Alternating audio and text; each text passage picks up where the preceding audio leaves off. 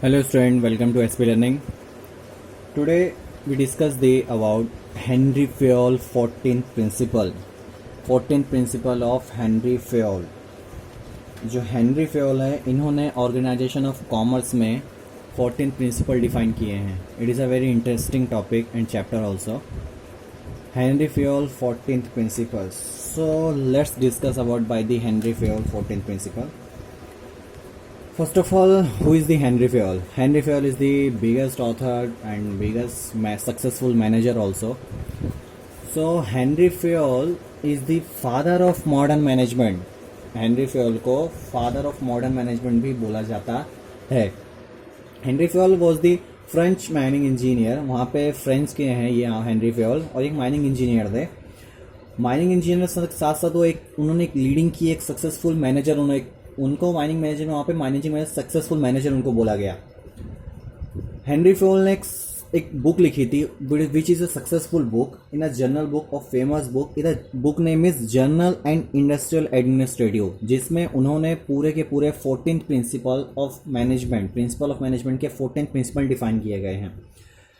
उन्होंने इतना अच्छा contribution due to the contribution it is called by the father of modern management. उन्होंने इतना अच्छा कॉन्ट्रीब्यूशन किया. इन्होंने famous book of the journal and industrial administrative due to biggest contribution in is called as the father of the modern management. इनके coordination के कारण, इनके contribution के कारण इनको फादर ऑफ मॉडर्न मैनेजमेंट भी बोला जाने लगा. And in this book he describe by the provide guideline making the useful powerful decision of the manager. बहुत सारी गाइडलाइन, बहुत सारे डिसीजन मैनेजर को कैसे टेक करना पड़ता है, किस तरह से लेना पड़ता है, वो सब उन्होंने उस बुक में क्या हुआ है बताया गया है. So let's discuss about by the 14th principle. Principle of division of work. It is a most important principle of division of work. What is the meaning of division of work? Division of work means it should be divided into each part. आप कुछ भी काम को छोटे छोटे part में divide कर रहे हो, that is called division of work. According to this principle, work divided different kind such as technical, financial, commercial.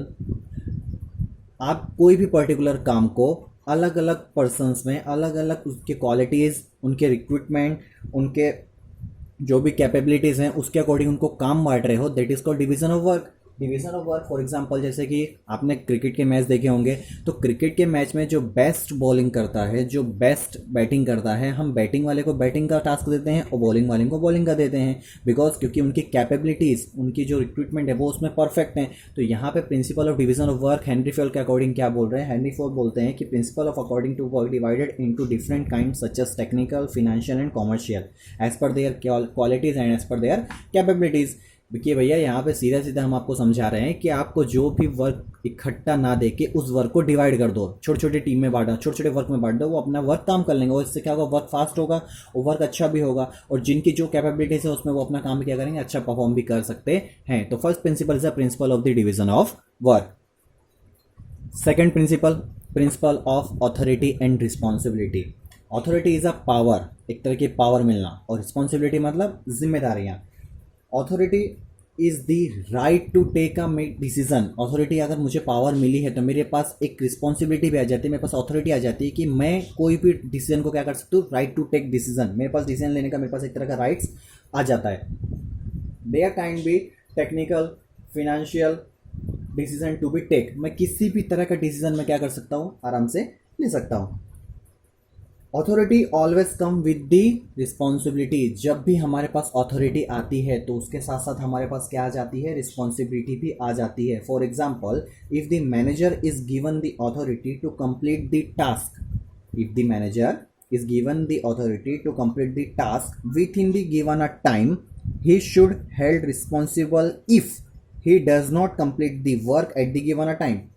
अगर किसी मैनेजर को किसी मैनेजर ने किसी को, वर्करों को, सबॉर्डिनेट को कुछ काम दिया है कि उन्हें पर्टिकुलर टाइम पे ये वर्क कंप्लीट चाहिए, अगर वो वर्कर्स, अगर वो एम्प्लॉयज़, सबॉर्डिनेट काम सही टाइम पर करके नहीं देते हैं तो इसकी रिस्पॉन्सिबिलिटी किसकी है, इसकी जिम्मेदारी किसकी बनती है, मैनेजर की कि उनको सही टाइम पे सही जगह पे सही वर्क उनको कंप्लीट करवा के लेना है। तो इट इज़ अ अथॉरिटी।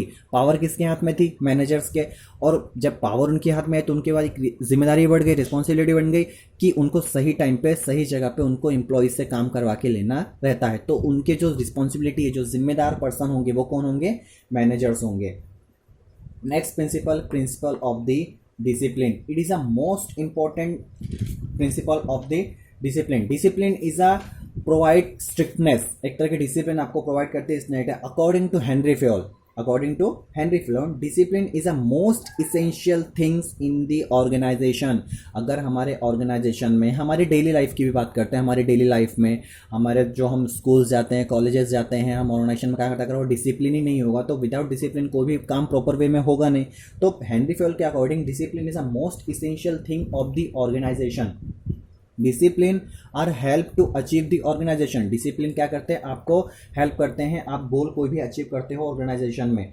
और अगर आप गुड डिसिप्लिन फॉलो करते हो तो गुड डिसिप्लिन के पीछे क्या होता है कि इफेक्टिव लीडरशिप पता चलती है कि इसके लीडरशिप में अच्छी इफेक्टिव लीडरशिप है, बिकॉज ये ऑर्गेनाइजेशन क्या कर रहा है? प्रॉपर वे में डिसिप्लिन फॉलो कर रहा है। तो अगर आप प्रॉपर डिसिप्लिन फॉलो करते हो तो इफेक्टिव लीडरशिप भी पता चलती है। और अगर आप प्रॉपर डिसिप्लिन फॉलो करोगे तो आप कोई भी ऑर्गेनाइजेशन का गोल अचीव कर सकते हो। It should B principle of discipline. आपको डिसिप्लिन में प्रॉपर वे में काम करना है।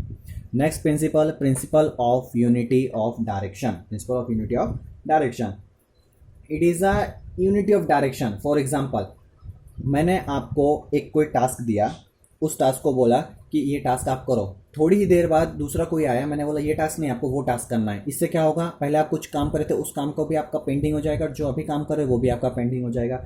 Unity of direction means there should be one head on a one plan of every organization. यहाँ पे आपका एक ही हेड रहेगा और वो हेड एक ही आपको प्लान देगा हर ऑर्गेनाइजेशन के। आपको इस प्लान के अकॉर्डिंग आपको काम करना है। आपको एक डायरेक्शन प्रोवाइड कर देगा कि इस डायरेक्शन में आपको ये वे में इस तरह से आपको काम करना है। Each group of the organization same objective and the group should be directed of one manager using single plan. और उस प्लान के साथ एक मैनेजर रहेगा, वो आपको गाइड करेगा कि इस डायरेक्शन में आपको ये काम करना है। तो यहाँ पे आपको यूनिटी में आपको डायरेक्शन मिल जाएगी। मतलब आप जितना all of the group of the organization आप सिंगल वे में डायरेक्ट करके काम कर सकते हो। एक प्लान, एक ऑर्गेनाइजेशन, एक manager. It is called principle of unity of direction. Next principle, principle of unity of command. It means each member of the organization should receive order from the only one superior। यहाँ पे जैसे मैंने आपको एक diagram बनाया है, यहाँ पे ये डायग्राम आपको हेल्प करेगा with the help of understanding the point. यहाँ पे ये टॉप लेवल में एक ऑर्गेनाइजेशन दिख रहा है, ये हमारा टॉप लेवल मैनेजर, ये हमारा मैनेजर है। और इसके नीचे जो 3 डॉट्स दिख रहे हैं ये हमारे क्या एक तरह के एम्प्लॉई हैं। तो यहाँ पे ये जो मैनेजर है ये सबको गाइड कर रहा है, सबको ऑर्डर दे रहा है कि आपको इस वे में काम करना है। इसको मतलब कमांड दे रहा है सबको। क्या कर रहा है? यूनिटी ऑफ कमांड मतलब ये सबको तीनों को कमांड दे रहा है। क्योंकि यहाँ पे एक मैनेजर है, वो क्या कर रहा है? सबको कमांड दे रहा है कि हाँ, या इनको कमांड दिया, इसको कमांड दिया, इसको कमांड दिया, इसको कमांड दे दिया। वहीं पे दूसरे डायग्राम में क्या दिख रहा है कि 2 मैनेजर हैं और 2 मैनेजर इनको भी कमांड दे रहे, इसको भी कमांड दे रहे, इसको भी कमांड दे रहे। तो it is a right way और it is a wrong way. यहाँ पे यूनिटी ऑफ कमांड मतलब each member should be organization should receive order from the only one superior. एक सुपीरियर से ही उनको जो ऑर्डर मिलेगा वही ऑर्डर बराबर वे में फॉलो करेंगे। It is a unity of command.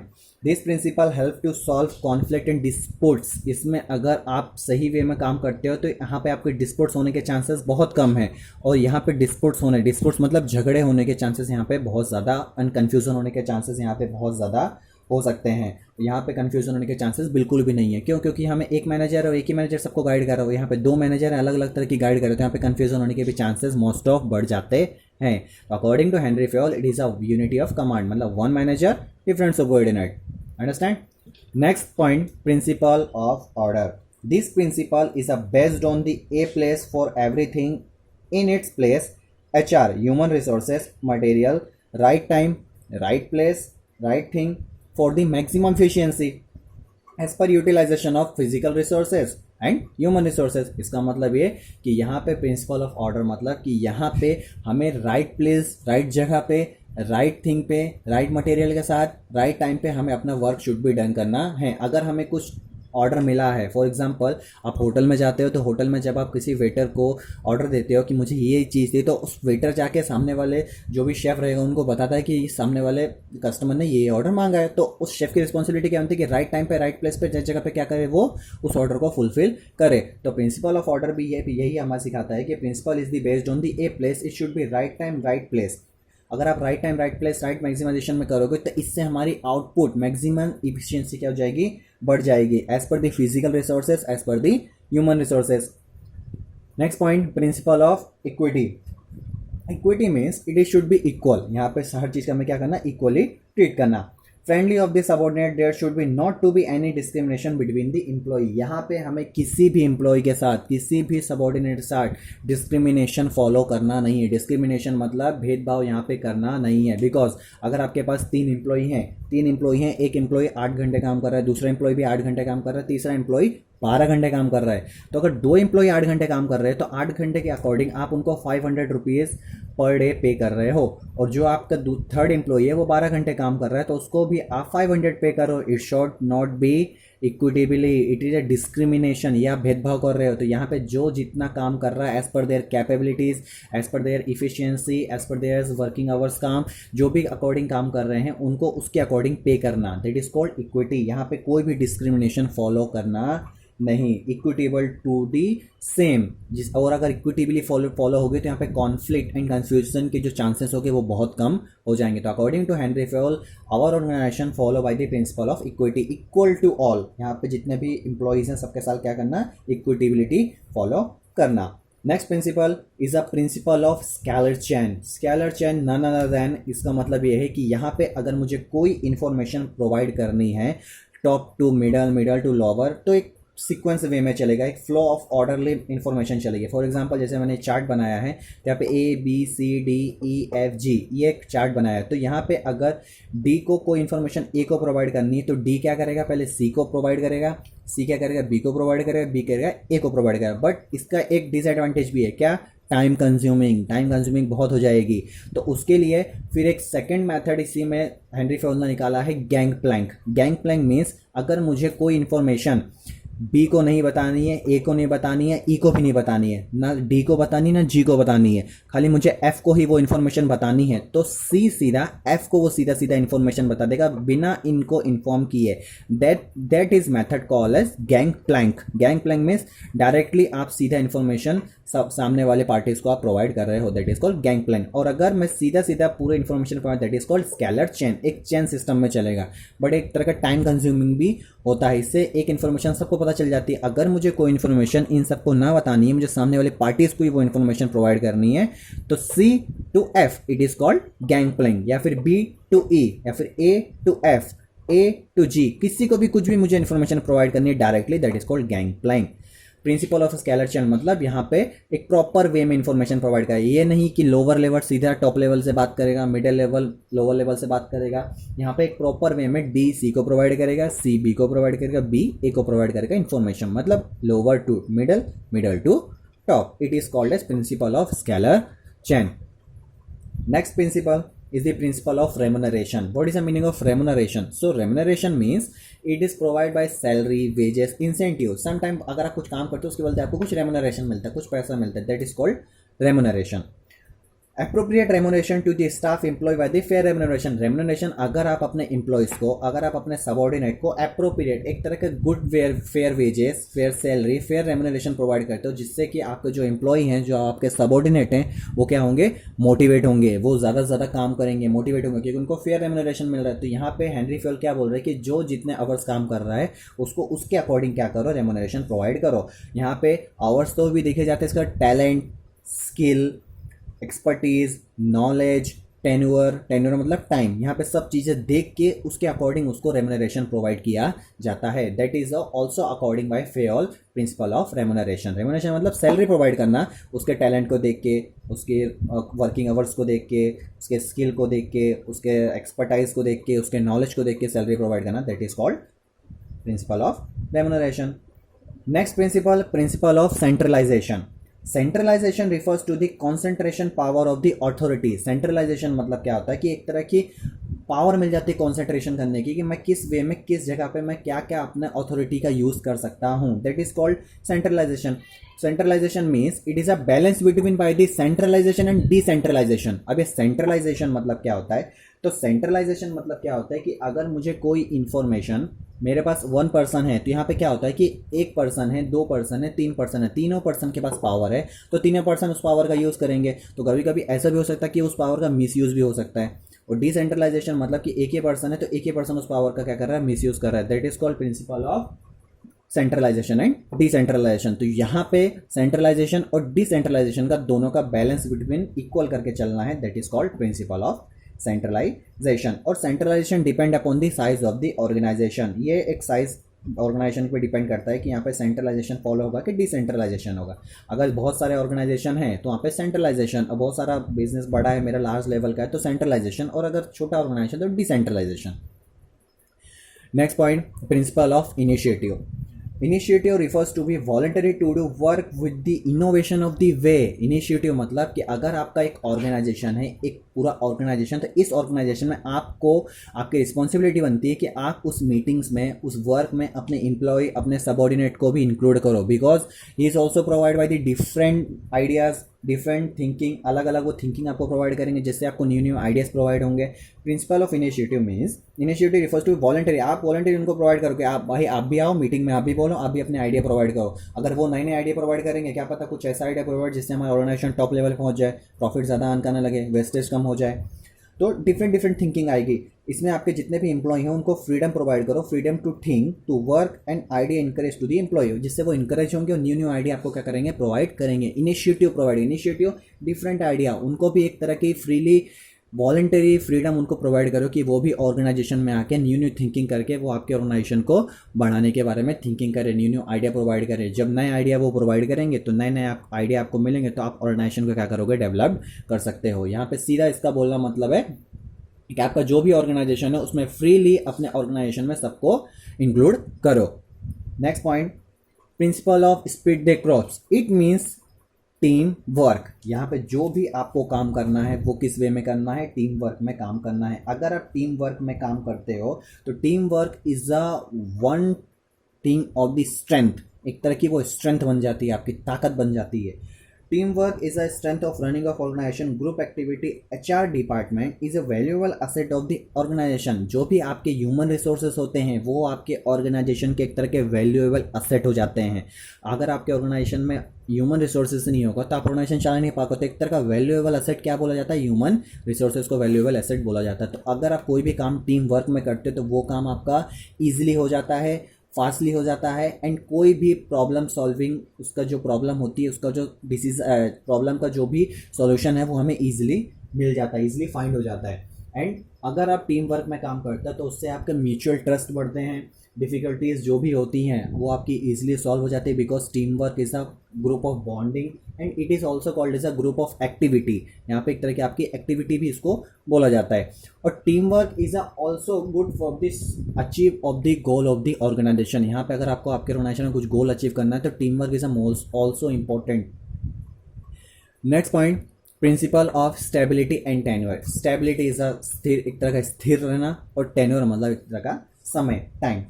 तो यहाँ पे जब भी रिक्रूटमेंट होता है, किसी भी एम्प्लॉय का रिक्रूटमेंट मतलब सिलेक्शन, जब उसका इंटरव्यू, जब उसकी जॉब चल रही है, सब हो रहा है, तो उस टाइम पे उसको प्रिंसिपल एक तरह का स्टेबिलिटी और टेन्योर ये प्रोवाइड करते हैं कि आपकी जॉब एक तरह की सिक्योरिटी है, आपकी जॉब यहाँ पे सेफ है. मतलब आप इतने टाइम तक आप आराम से जॉब कर सकते हो, आपकी जॉब कोई इनसिक्योरिटी नहीं है, मतलब जॉब को लेके इनसिक्योरिटी ना होना. That is called stability of tenure. मतलब वो जॉब उसको वहीं पे काम करना है लंबे समय तक, वो लंबे समय तक वहाँ पे काम कर सकता है, उसको कोई निकालेगा नहीं.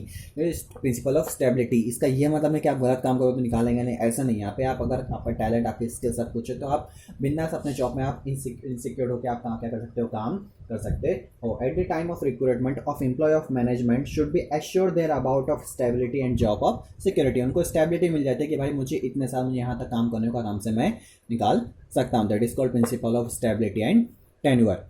Next principle is a principle of subordinate of individual interest to organization interest.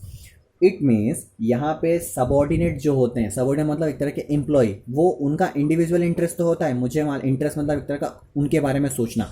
तो individual interest to the organization interest, मतलब वो अपने बारे में सोचेंगे और वो अपने बारे में ही सोच के उसी में ऑर्गेनाइजेशन का इंटरेस्ट आ जाएगा। फॉर एग्जांपल, जैसे कि आप गेम देखते हो, आप कोई भी क्रिकेट देखते हो, तो क्रिकेट में क्या होता है कि एक जो प्लेयर होता है, वो प्लेयर क्या करता है कि वो ऑलवेज, वो थिंकिंग उसकी क्या रहती है कि मुझे क्या करना है, मैच जीतना है, मुझे मैच जीतना है, मुझे सबसे ज़्यादा रन बनाना है। अगर वो प्लेयर सबसे ज़्यादा रन बनाता है तो उसके कारण क्या होती है, पूरी की पूरी टीम जीत जाती है। तो यहाँ पे उस प्लेयर ने क्या सोचा, उसकी थिंकिंग क्या थी, मुझे सबसे ज़्यादा रन बनाना है, तो वो उसने अपनी थिंकिंग सोची और उसके कारण पूरी टीम क्या हो गई, जीत गई, विनिंग हो गई। तो यहाँ पे सबॉर्डिनेट का इंडिविजुअल इंटरेस्ट होता है और उसी इंटरेस्ट के कारण क्या होता है, पूरा का पूरा ऑर्गेनाइजेशन इंटरेस्ट ऑन करता है। In every game of the player are always being a thinking about the winning the match and the team rather than their individual interest of the winning the match। यहाँ पे अगर वो individual interest अपना follow करता तो उसके कारण क्या होता है, पूरी की पूरी टीम मैच जीत जाती है। तो वैसे ही ऑर्गेनाइजेशन में मैनेजर्स को यहाँ पे उनको मोटिवेट करना है कि आप अगर इतना काम करोगे तो आपको इतनी सैलरी मिलेगी, अगर आप इतना काम करोगे तो उतनी सैलरी मिलेगी। तो वो उस सैलरी के पीछे काम करते करते जिससे कि हमारा टॉप मैनेजमेंट क्या होता है, टॉप लेवल पे पहुंच जाता है with the help of subordinate. तो this are the all 14th principle of management. 14th principle of management, it is a very easy concept और ये आपके बोर्ड एग्जाम में 10 मार्क्स के लिए आता ही है। इसमें से कोई भी 10 प्रिंसिपल आपको बोर्ड एग्जाम में रिक्वायर्ड रहेंगे।